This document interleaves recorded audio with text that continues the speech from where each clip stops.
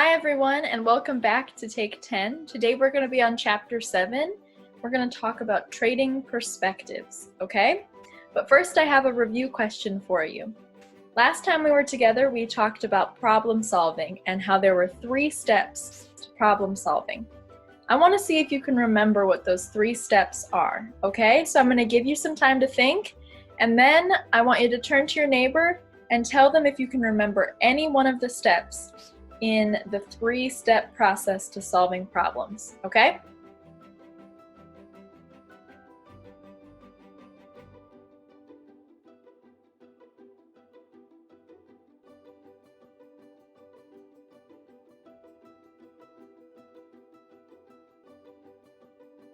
All right, so hopefully you could remember at least one of the steps.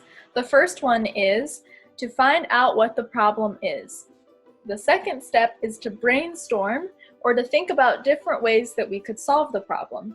And then the third step is to choose the solution that we like the best and act on it, okay? Great job. All right, to get into our lesson today, we're going to talk about something called perspective. A perspective is simply a person's point of view or how they see things. So I want you to look at this photo right here with this ant on it. So to this ant, the orange looks huge, right? Because the ant is so small. So in the ant's perspective, this orange is really big. So big that they can crawl all around it. But to us, we know that oranges fit in the size of our hand and they're not that big. So our perspective is that oranges are small, but to an ant, its perspective is that oranges are really big. And then if you look at this photo, this also illustrates what perspective means. So, from one person's perspective, this letter looks like a U. You see that? But to this person's perspective, the letter can look like an N. And maybe some of you have messed this up too when you're learning your alphabet. So, from this girl's point of view, the letter is a U, but from this man's point of view, the letter is an N. So that shows that perspectives can be different between people because everyone sees things differently, okay? Next, we're going to listen to a story that illustrates 2 different perspectives. One is between an ant and the other one is between a little boy. Okay, so this story is called Hey Little Ant, and I want you to think of the 2 different perspectives that we're getting in this story, the 2 different points of view in this story. Okay, so listen up as we read this story. Hey, Little Ant. Written by Philip and Hannah Hoos. Illustrations by Debbie Tilley. Kid. Hey, little ant down in the crack. Can you hear me? Can you talk back? See my shoe? Can you see that? Well, now it's gonna squish you flat. Ant. Please, oh please, do not squish me. Change your mind and let me be. I'm on my way with a crumb of pie. Please, oh please, don't make me die. Kid. Anyone knows that ants can't feel. You're so tiny, you don't look real. I'm so big, and you're so small. I don't think it'll hurt at all. Ant. But you are a giant, and giants can't know how it feels to be an ant. Come down close, I think you'll see that you are very much like me. Kid. Are you crazy? Me like you? I have a home and a family too. You're just a speck that runs around. No one would care if my foot came down. Ant. Oh, big friend, you are so wrong. My nest mates need me, 'cause I am strong. I dig our nest and feed baby ants too. I must not die beneath your shoe. Kid. But my mom says that ants are rude. They carry off our picnic food. They steal our chips and breadcrumbs too. It's good if I squish a crook like you. Ant. Hey, I'm not a crook. Kid, read my lips. Sometimes ants need crumbs and chips. One little chip can feed my town. So please, don't make your shoe come down. Kid. But all my friends squish ants each day. Squishing ants is a game we play. They're looking at me, they're listening too. They all say I should squish you. Ant. I can see you're big and strong. Decide for yourself what's right and wrong.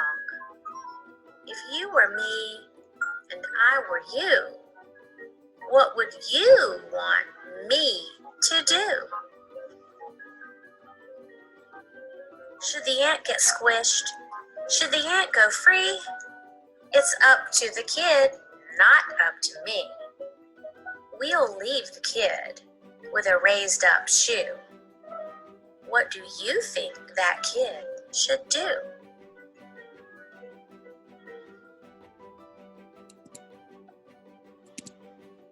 All right, so the question is, should the boy squish or not squish the ant?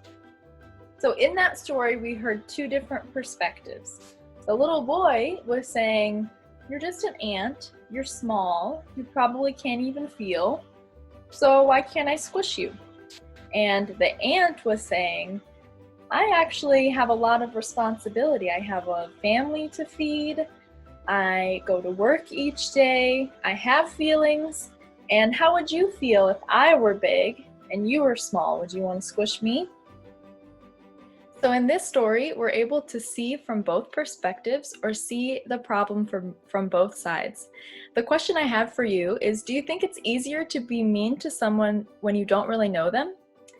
In this story, the little boy at first was just going to squish the ant, but once the ant stood up for himself and kind of explained to the boy why he shouldn't be squished and how his life has value, then it made the boy stop and think. And now it's up to us to choose if the boy should squish the ant or not. So in your activity journal for today, you are going to go to chapter 7 and you'll find this worksheet. And on this worksheet, we are going to write down the different perspectives that we learned from this story. So on the left side of the paper, over here where it says the kid's point of view, and it has the little boy down here, I want you to write in the circle all of the reasons why the kid thinks it's okay to squish the ant. And then on the right side, over here where it says the ant's point of view, and it has this little ant cartoon, I want you to write down all the reasons why the ant doesn't think he should be squished. Okay, so this is us practicing how to see from different perspectives. So on the left side, you're seeing from the kid's perspective, and then on the right side, you're writing down from the ant's perspective. And then the last thing I want you to do is at the top right here in this blank space, I want you to write if you think that the kid should squish the ant or if he shouldn't squish the ant. Okay, so after this video is over, you're going to go back into your activity journals and you'll do this worksheet. And there are 3 things that I want you to take away from this lesson today. And the first one is that viewing things from both sides can help us be kinder to those around us. So in this story, the fact that the boy even took time to listen to the ant's perspective was him being much nicer than he would have been before, where he would have just squished him right away. And I want you guys to be able to do the same thing with people around you. And then the second thing is, similar to the kids squishing the ant, beating up or bullying people just because you can is not a good way to treat people. So this boy could just squish the ant just because he can, just because he's bigger. But that doesn't mean that he should or that is the right way to do things. And then the third one is, Remember that we need to recognize that every kid is special and no one deserves to be squished, or by squished I mean bullied or beaten up, right? Earlier in Take 10 we talked about how you are unique, and that means also that everyone else has something unique about them. Everyone has value, and so no one should be beaten up just because they're different. Okay? Thank you for being such good listeners.